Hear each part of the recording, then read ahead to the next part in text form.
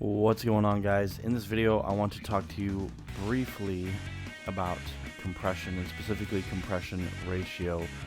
Just clear up a couple things I've heard lately. Welcome, this is Fret to Fret. My name's Ben.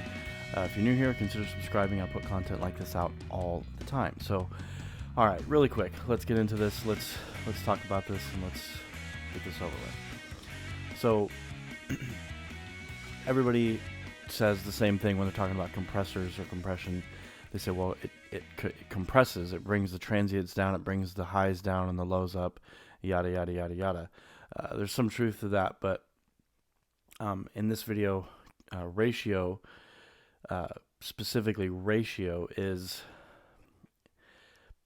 like by how much is it being compressed. So we know that it brings the transients down, we know that it brings the highs down, but by how much? So you have to think about, like, this number right here, 3 to 1, is saying that for every 3 dB over your threshold, it's only going to allow 1 dB through.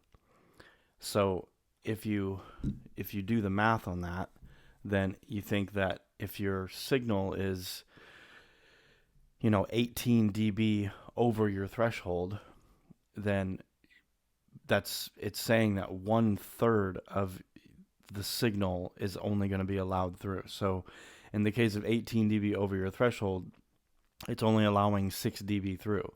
It's squashing it by 1/3.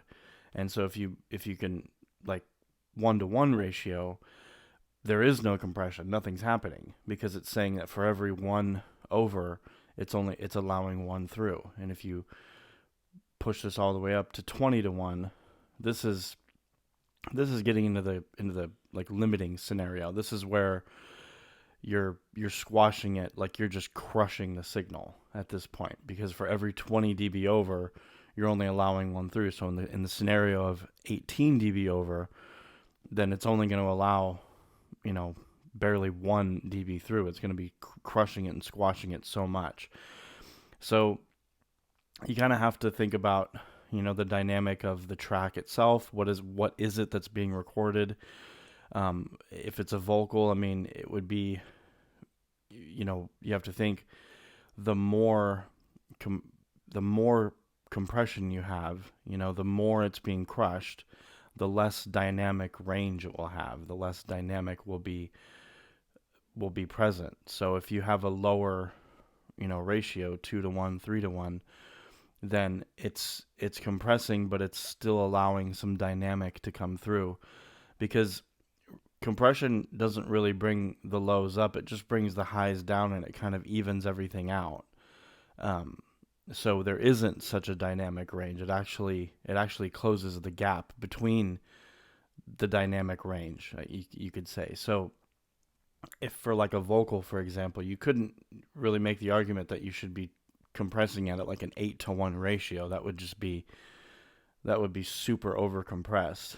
And I guess it would all come down to, what is the track, what does it call for, all artistic interpretation, right? But typically on like a vocal, it's going to be like 2 to 3 ish. Drums kind of in the similar range, because drums are very dynamic.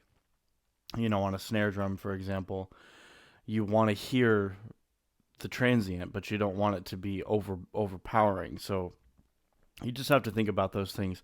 Ratio is just telling the compressor by how much it's compressing. And you have a little bit of math you have to do there. So think about this, it's 2-to-1 is, half, right? For every 2, it's only allowing half of that signal through. So for every, so on and so forth. That's pretty much what ratio is. Some people confuse the heck out of it, and I don't understand why. It's not really that confusing, but there's some other elements here that we'll probably cover in other videos. But anyway, that's ratio for now. I just wanted to get this out there and hopefully help somebody out. So anyway, I hope you enjoyed this video. Please give it a thumbs up. Please leave a comment down below.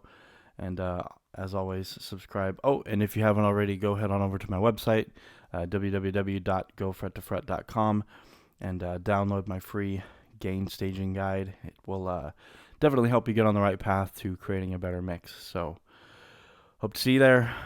Bye.